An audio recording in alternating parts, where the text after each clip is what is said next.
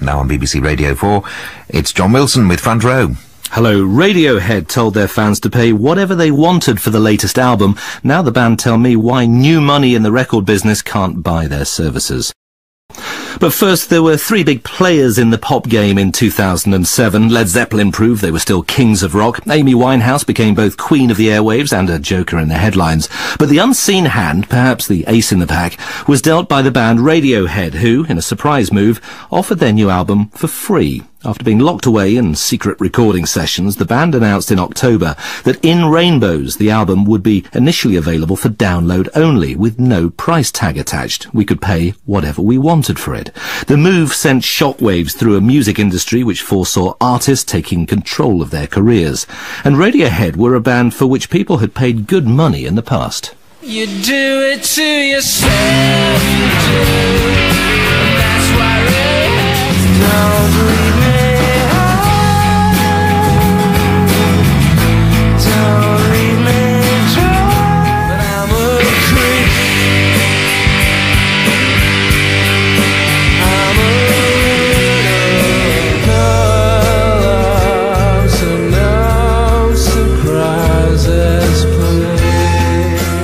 That's the sound of old Radiohead, the band which stormed charts and stole the show at festivals. The new album, In Rainbows, will become available in conventional format, CD, on New Year's Eve. Radiohead singer Thom and guitarist Ed O'Brien came to the Front Row studio to talk to me and talk me through the album. I started by asking about the recording sessions, which I'd heard had taken place in an English country mansion.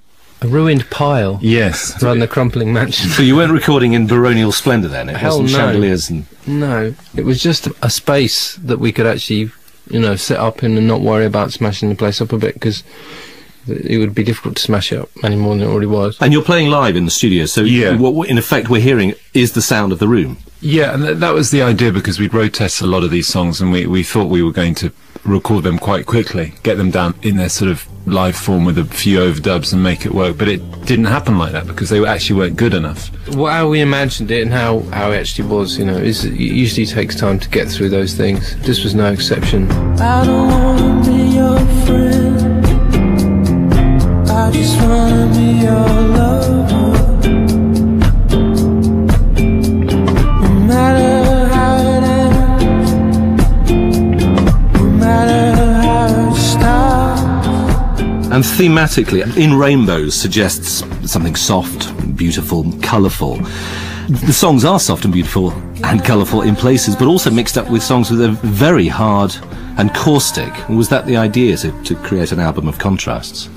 There's definitely an idea of the notion of going beyond, trying to get away, but it makes my head hurt when I try and think about it. Well, there is a theme of escape then, is there? Well, not really escape as such, no. More just the impossible. The unattainable. Yeah. I guess that's a good way of putting it. Yeah, there were songs that came while we were in the studio. I often really enjoy the pressure of, we have a tune, it's half done, and it's like, come on, get the words out. And so there's a sense of being the back against the wall, and you've got to finish it. And yet there's one song on the record, isn't there, Nude, which to me, to my ears, well, it sounded like vintage Radiohead to me, and it is 10 years old, isn't it? That's one that you had. It is, but we lost connection with it. So that's the song that could have been on OK Computer then? It could, but we never really, it didn't really ever fit together until Colin came up with the bass line that starts the tune up. For some reason, that makes it easy to sing. Don't get it. Big ideas. They're not gonna happen. With this record, it was about finding a pulse. But the vocal on that is one of the most challenging, I presume, on the whole record, because you're really pitching quite high. It sounds a lot more difficult than it is, which is obviously fantastic. You paint yourself wide and feel noise. There'll be something missing. So that's the music. Who decided to rattle the cage of the music industry with this with this unconventional release? It wasn't really meant to rattle any cage. It was merely a way of getting our music out quickly, which has always been quite a problem for us. You finish something and then there's this 3 or 4 months, 5 months until the record's released. So we wanted to get past that. We weren't in contract. What do we do? Well, You can just put it out there. we can put it out. It is there, possible. you know, So this wasn't part of a grand plan to challenge the power of No, the I music mean, business? Because, I mean, the way this release of this record has been described is that it's almost the end of civilization. But that would be an incredibly arrogant thing to, to presume that, I mean, it's like tilting at windmills. But it's one thing to release the record on the internet, to make it available immediately. It's another thing altogether to say you can pay what you like. Was there any argument within the band over the honesty box No, approach? I mean, everyone was sort of like into the idea. The hardest bit of the whole thing was actually trying to sort of explain it succinctly without it turning into some sort of essay about where you think music is valued and la la la. And we went through all that sort of whole thing of trying to explain and then just scrapped all of it and just said, pay what you like. But it's a very bold experiment, isn't it? It's in context of like, we were excited about it. We knew some people would just wanted to hear it immediately.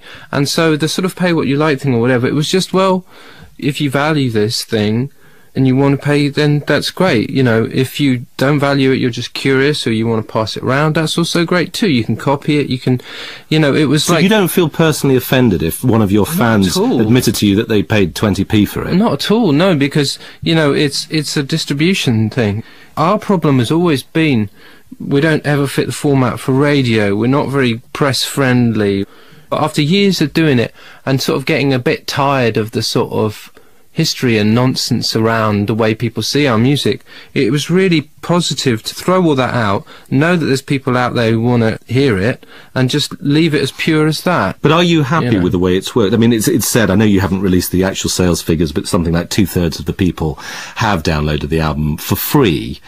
If you're offered something for free, many people... It's not true. No. I mean, there was some survey done by a web That was consultancy. spurious nonsense. Right. And are you happy with the way that it's gone? Or do you look back at it and think maybe we could have done it slightly differently? No, it was pretty wicked. Yeah. the only thing I'd do differently we would do differently is probably put, rather than having just English on the website, it would have been Japanese, French, Spanish, Yeah, Portuguese. Now, recently on this programme, I was discussing the new ownership of EMI. It's been bought out by a company called Terra Firma, and it's run... You're already raring to go on this one. But what I was going to say was that, and Guy Hans, who is the boss of this company, that now effectively owns EMI, has brought in the ex-Director General of the BBC, John Burt, to do a survey of the artist and the relationship between artist and company. And it's suggested that Terra Firma, EMI, want the artist to do a bit more work promoting albums in the future. You need to pull your socks up. Looking at that possible relationship and that power structure there, are you glad to be out of that deal with EMI? I tell you what, we miss the people that we worked with on a day-to-day. All the people at Parlophone, those are the people we really miss. The rest of the stuff about not understanding maybe about the music industry, Terra Firma don't fully understand, because one of the great things about the music industry is it's not an industry. It's just it's the collective of a series of relationships between people. But Terra Firma are a private equity firm. Exactly. So did you know about that takeover Yeah, deal? we did. Was that the root of the discontent? Is that why you didn't sign a new deal, do you think? No, because we didn't get what we wanted, so it couldn't They be didn't offered. seem very interested, neither were we. It just wasn't. I think it was to an early stage. They didn't understand where a band like us sat on a label like EMI, so they weren't able to give us what we needed. Interesting thing is it made us realise that we'd been, to EMI's credit, the old EMI at least, they had us on a very, very long leash for a very long time, and that was because they have had a series of artists that they've allowed to do that, like the Floyd and Queen and everybody, and it's really worked. And now, when you're in a situation like Ed said, where whatever the business model, like shareholders, etc., private equity firms, it looks at music as something to buy and then sell on, that it's inorganic, that it's something that can be valued or devalued. And you don't accept that's the new reality of the record business? No, the reality of music is it will always be valued because we all need it. Companies buying and selling themselves and seeing the artist's work as simply just part of their stock is devaluing music, and if anybody's responsible for devaluing music, it's them.